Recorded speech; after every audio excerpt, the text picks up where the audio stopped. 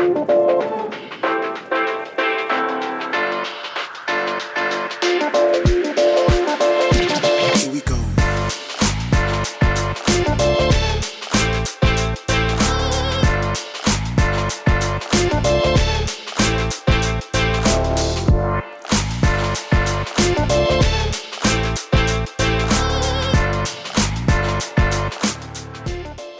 guys, hope you're doing well. I'm finally doing it. Welcome to my desk tour.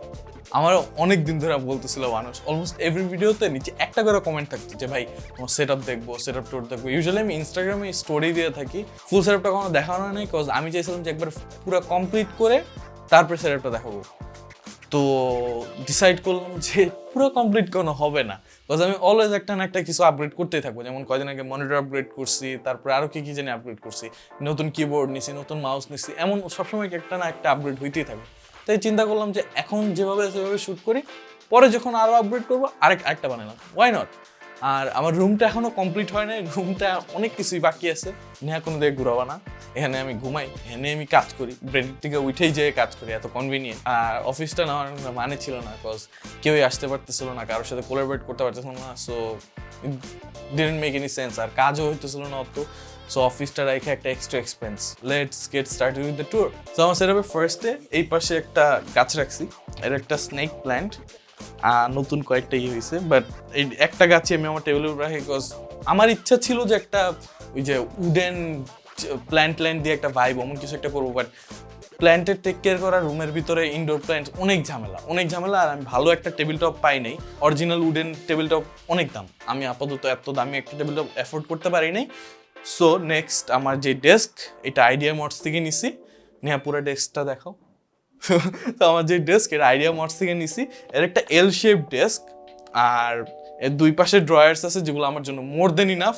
অনেকগুলো drawer still খালি, but hopefully সামনে কাজে লাগবে, because আমার অনেক কিছু স্টোর করতে হয়, আর এই রুমের বাইরে আমার কিছুই নেই, তো আমার সব কিছু এখানে স্টোর করতে হয়। But for now this is more than enough, এটা দিয়ে আমার হয়ে যায়। কিন্তু মাঝে মাঝে ধরো অনেক টাইম বসে থাকলে মন চাই একটু দাঁড়ায় কাজ করি, বাট এটাতে ওইভাবে দাঁড়ায় কাজ করা যায় না। বাইরের দেশে যে সেটআপ টুরগুলো দেখো যে সবাই ওই হাইট অ্যাডজাস্টেবল ডেস্ক ইউজ করে, বাট বাংলাদেশে এখনো এত অ্যাভেলেবল না। যখন অ্যাভেলেবল হবে তখন চিন্তা করছি আপগ্রেড করবো, but for now this is more than enough. So next, আচ্ছা ওই সাইডে যাওয়ার আগে I have a painting. So this painting has a interesting story. আমি এটা কিনতাম না, আচ্ছা ওই স্টোরিটা আরেকদিনের জন্য রাখি। But this a expensive painting, this a real painting. আমি কেন কিনছি আমি জানি না, but now I am stuck with it. So চিন্তা করলাম এদিকে ঝুলাই রাখি, হোয়াই নট। তারপরে নাকি আমাকে রাখতেছো, তারপরে আমার chair. This is the worst part of my set up. 2,500 টাকা দিয়ে কিনছিলাম চেয়ারটা। বেসিকলি আমার যে আগের চেয়ারটা ছিল ওটা ভেঙে গেছিলো, ওইটা একটু মোটামুটি দামি চেয়ার ছিল আমার, ওইটা ভেঙে যাওয়ার কারণে আমি আপাতত ইউজ করার জন্য এই চেয়ারটা নিয়েছিলাম। দিস ইজ মানে ইউজেবল। একটু প্রবলেম হলো বসলে আওয়াজ করে, আমি জানি না তোমরা আওয়াজ পাইতেছো নাকি এই মাইক্রোফোন দিয়ে, বাট আওয়াজ করে। দিস ইজ দ্য মানে ভিডিও করার সময় এর চেয়ে খারাপ কিছু নাই। সো লাইক এর উপরে বসে ভিডিও করলে অনেক স্টেবল থাকতে হয়, যে আওয়াজ হবে, চুপ করে বসে থাকি, নড়াচড়া করা যাবে না। বাট আপাতত যেহেতু কাজ চলতেছে আমি এদিকে আর ফোকাস করতেছি না, যেহেতু বসতে পারতেছি। যদি আমার ব্যাকের টেক কেয়ার করা উচিত, বাট আপাতত এর চেয়ে বেশি আমার মনে হয় না আমার লাগবে। সো সব কিছু দিন একটাই পুরো সেট আপের, আপাতত চলে যেতেছে মনিটরটা বাদে। This is the best monitor ever. So let's get into the monitor. এটা আমার একটা রিসেন্ট আপগ্রেড, মানে আমার জন্য কাইন্ড অফ এটা লাইফ চেঞ্জিং। আমি অলওয়েজ মানে কালার গ্রেডিং নিয়ে একটু ফ্যাসিনেশন ছিল আমার বেশি, যে আমি সবসময় মানে আর ফিল্মের এই পার্টটা আমার সবচেয়ে বেশি ভালো লাগে, ভিডিও করা, ফিল্মিং এর কালার গ্রেডিং পার্টটা। এই মনিটরটা 100% sRGB কভারেজ আছে। মনিটরটার মডেল হলো BenQ PD 2700Q, একটা 27 ইঞ্চ মনিটর, 1440p রেজলিউশন। এটা আমার এখন ফটো ভিডিও এডিটিং এর জন্য মোর দেন ইনাফ। আমার এর চেয়ে বেশি লাগবে না, আমার মনে হয় না আগামী 2-3 বছর আমার এর চেয়ে বেশি কিছু লাগবে। যদি লাগে তোমরা তো দেখবে, যাই আছে আমার জন্য ইনাফ। কালার অ্যাকিউরেট যে এটাই অনেক, অ্যান্ড 27 ইঞ্চের বেশি আমার লাগে না। 27 ইঞ্চের বেশি হইলে তখন মানে বেশি কাছের থেকে দেখতে প্যারা হয়, তখন একটু দূরে যেতে হয়। সো আমার যে হাইটে, আমার যে ডেপথে মনিটরটা আছে এটা পারফেক্ট আমার জন্য। অ্যান্ড এর পাশে যে মনিটরটা দেখতেছো, this is my first monitor ever. ও না, নট রিয়েলি, মানে আমার টাকা দিয়ে কিনা ফার্স্ট মনিটর এবার 2018-এ কিনছিলাম। কারণ যদি বাজেট না থাকে video editing and photo editing এর জন্য, this is a pretty great monitor. এটা আমি 2-3 বছরের উপরে ইউজ করছি। আমি এতদিন এটা দিয়েই কাজ চালাইছি। এটা হলো LG 22MK600। সো 22 ইঞ্চ একটা মনিটর, অ্যান্ড তখন আমার এটা বেশি লাগতো না, আমি জাস্ট একটু কাছে টেনে নিতাম, মনিটরটাকে, তখন আর কি ইনাফ চলতো। আর এটা যখন কিনছিলাম তখন আমার পিসিও ছিল না, তখন জাস্ট আমি ল্যাপটপ দিয়ে ইউজ করতাম। অ্যান্ড সবাই জিজ্ঞেস করতে পারো মনিটরটা পাকা কেন, অ্যাকচুয়ালি কিন্তু মনিটরটা এইভাবে ছিল না, মনিটরটা হরাইজন্টাল ছিল। বাট আমার যখন আমি এই মনিটরটা আনি, এটার পাশে এটারে হরাইজন্টালি রাখলে অনেক বাজে লাগতেছিল দেখতে, অ্যান্ড এভাবে আমার কাজে বেশি লাগে। ধরো স্পটিফাই ওপেন করে রাখলাম, আমার পুরো লাইব্রেরিটা এখানে দেখা যায়। তারপরে আমি যখন প্রিমিয়ার এডিট করি, আমার প্রিমিয়ার মিডিয়া ফাইলসগুলো এই পাশে। তারপরে যখন আমি লাইটরুমে এডিট করি, আমার ছবিটা আমি পোর্ট্রেটে এই সাইডে রাখতে পারি। আরও অনেক ইউজফুলনেস আছে। তারপরে ধরো একটা ডক ওপেন করে রেখে এই সাইডে আমি কাজ করতেছি, এখান থেকে কিছু একটা পড়তেছি, তারপর এডিট করার সময় এটাতে আমি ব্রাউজার অন করে রাখছি। আর আমরা আমাদের ফোন যে রিজনে ভার্টিক্যাল মোডে ইউজ করি, মোস্টলি আমাদের ফোন ভার্টিক্যাল মোডে ইউজ করা হয়, যে রিজনে ইউজ করি সেই রিজনে আমি এটা রাখছি। ধরো ওয়েব ব্রাউজিং বলো, এনিথিং, মানে এটা অনেক কাজের। আনলেস তুমি এটা করতেছো, তুমি বুঝবা না যে কতটুকু ইউজফুল। তারপর ডিসকর্ডে অনেকটা কাজে লাগে, যখন আমি গেম খেলি আর কি, এর মধ্যে ডিসকর্ড খুলে রাখি, অনেক মেসেজ দেখা যায়, আর এটার মধ্যে গেম খেলতে থাকি। This is not a gaming monitor, but এতে গেম খেলা যায় 60 FPS। So that is it. মানে এই মনিটর এমন রাখার এটাই রিজন। আরেকটা জিনিস অনেকজন জিজ্ঞেস করতে পারো, যাদের এই মনিটরটা আছে বা যারা এই মনিটরটা দেখছো, যে এটা কিভাবে আমি ভার্টিক্যালি মাউন্ট করছি। অ্যাকচুয়ালি নিয়ে একটু পিছিয়ে যাও, দেখো, অ্যাকচুয়ালি আমি এটা 3mm টেপ দিয়ে তারপরে স্ট্যান্ডটার মধ্যে দাঁড়া করেছি। এটা পুরাই একটা DIY সলিউশন। ধরো নিচে এদিক দিয়ে আমি 3mm টেপ দিয়ে সাপোর্ট দিছি। এটা কাউকে আমি সাজেস্ট করবো না, বাট যদি কেউ করতে চাও কেমনে করতে হয়, তাহলে আমাকে কমেন্ট সেকশনে জানাতে পারো। আমি তোমাদের ছোটখাটো একটা ভিডিও দিয়ে দিলাম, একটা শর্ট বলো বা স্টোরি বলো, যে কোনো কিছু একটা বানায় তোমাদের এটা দেখাই দিলাম। এরপরে আসি পিসিতে আমার। So this is my computer. আমার মনে আগে মাউস কিবোর্ডে যাওয়া উচিত ছিল, দিস মাই কম্পিউটার। এটা আমি 2018-19 দিকে বিল্ড করি। তো আমি একটা মিস্টেক করি, kind of not a mistake, cause তখন রাইজেন মাত্র উঠতেছিল। তখন রাইজেনের কয়েকটা প্রবলেম ছিল 17-16-এ। আমি যেসব অ্যাপ্লিকেশন ইউজ করি, লাইটরুম, প্রিমিয়ার প্রো, এগুলো তো অত একটা ভালো সাপোর্ট দিত না, অত একটা অপটিমাইজেশন ছিল না, তারপরে ক্র্যাশ করতো। তারপর মনে করো যে ইন্টেলের যে ইন্টিগ্রেটেড গ্রাফিক্সটা আছে, ওইটা অনেক হেল্প করে এডিটিংয়ে, অনেক অ্যাক্সেলারেট করে প্রসেসটা, তারপর অনেক জায়গায় ইনকোডিং ডিকোডিংয়ে হেল্প করে, আরও অনেক জিনিসপত্র আছে। সো এই জন্য আমি ইন্টেল বিল্ড করি। তো আমার পিসির কনফিগারেশন হলো i5-9400 and 16GB RAM, 1060 graphics card, 6GB ভার্সনটা, আর বুকিচুকি যা আছে। আর কেসিংটা হলো গেম ডিএসএ থেকে নিয়েছি। So I love this casing দেখতে, বাট কেসিংটা অত একটা, মানে আমি কি বলি, ওদের সাপোর্ট অত একটা ভালো না। সো এটা আমি সুন আপগ্রেড করবো। এটা আমার আর হইতেছে না। i5-9400 একটা 6 কোর প্রসেসরে 4K এডিট করা যায় না, যেমন আমি এই ভিডিওটা 4K তে শুট করতেছি, আমি জানি প্যারা খাবো। সো মাউসের দিকে, এটা আমার গেমিং মাউস, এটা দিয়ে আমি গেম খেলি। এটা হলো the Logitech G304। This is amazing mouse. মানে তুমি 3800 টাকা এখন দাম। আমি কিনছিলাম স্পার্কের থেকে, ওইখানে তো আমি 3800 টাকা দিয়ে কিনছিলাম। 3800 টাকায় যা মাউস পাইতেছো, যে লজিটেক G Pro ওয়্যারলেসটা আছে না, ওইটা মানে 12,000 বা 10,000 টাকা। কাইন্ড অফ সিমিলার জিনিস, সেন্সরে অত একটা ডিফারেন্স পাবা না, আর তোমার শেপটা হলো মেইন ডিফারেন্সটা। যদি তুমি এই দুইটা জিনিস একটু করতে পারো, সেন্সরটা মোটামুটি সেম। তুমি যদি গেম খেলো তাহলে জানো এটা অলমোস্ট, মানে কম্পিটিটিভ FPS গেমার অনেকে ইউজ করে। আর আমি এখন পুরো ওয়্যারলেস চলে গেছি, মাউস কিবোর্ডে আমি আর ওয়্যার্ড যে যাইতেছি না। তো like this is what I use. আরেকটা মাউস নিছি, এটা গেমিংয়ের জন্য অনেক ভালো, বাট একটা প্যারা হলো এটা শেপটা না কমফোর্টেবল, বাট অত একটা না। মানে আমি একটু প্যারা খাই অনেক লং টাইমের জন্য হোল্ড করলে। সো গেম খেলে আমি ধরো ম্যাক্সিমাম 1 থেকে 2 ঘন্টা, অনেক সময় 3-4 ঘন্টা খেলি, বাট মোস্টলি 1-2 ঘন্টা খেলি। সো গেম খেলা বাদে আমি যখন কাজ করি, এটা হলো ডেরিউ। এই মাউসটা হলো আমি মোস্টলি ইউজ করি আমার কাজের জন্য, ধরো এডিটিং এর জন্য, অন্য সব কাজের জন্য। সবাই বলবে হয়তো এডিটিং এর জন্য বেস্ট মাউস লজিটেক MX সিরিজের, বাট আমি ওটা খুঁজছি, স্টকে পাই না, আর আমার ধৈর্য কম যে আমি প্রি অর্ডার করে আনবো। সো আমি এটা তখন নেই। সো এটা আমি আপাতত কাজে ইউজ করি। এইটার শেপটা যেহেতু দেখতে পাচ্ছি, এটা শেপটা একটু ধরার জন্য কমফোর্টেবল। সো লাইক এটা লং টার্মের জন্য ধরে রাখলে ভালো লাগে। আর এটা সাদা না, মেইন কথা হলো এটা সাদা না।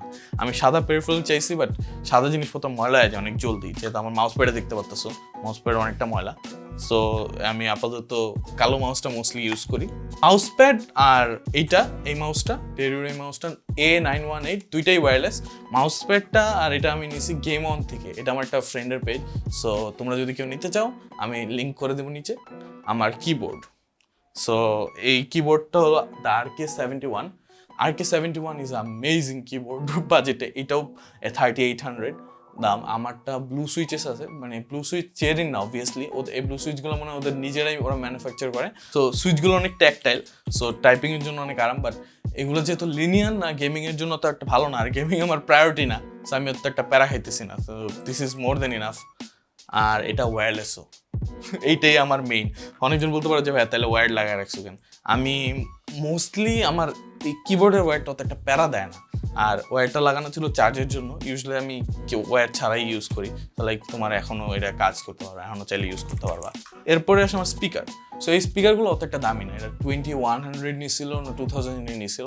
তোমার এই দামের চেয়ে ভালো কিছু তুমি পাবা না মাইক্রোল্যাবের স্পিকারগুলো। বাট স্পিকারের স্পেসিফিক মডেলটা যদি আমার মনে আসে তাহলে আমি নিচে লিঙ্ক করে দিব বা নিচে লিখে দিব ডিসক্রিপশনে। They are pretty good enough for me. But আমি শুনে আপগ্রেড করবো স্টুডিও মনিটরসে, ধরো অ্যাডাম অডিও বা এমন কিছু থেকে একটা কিছু নিব।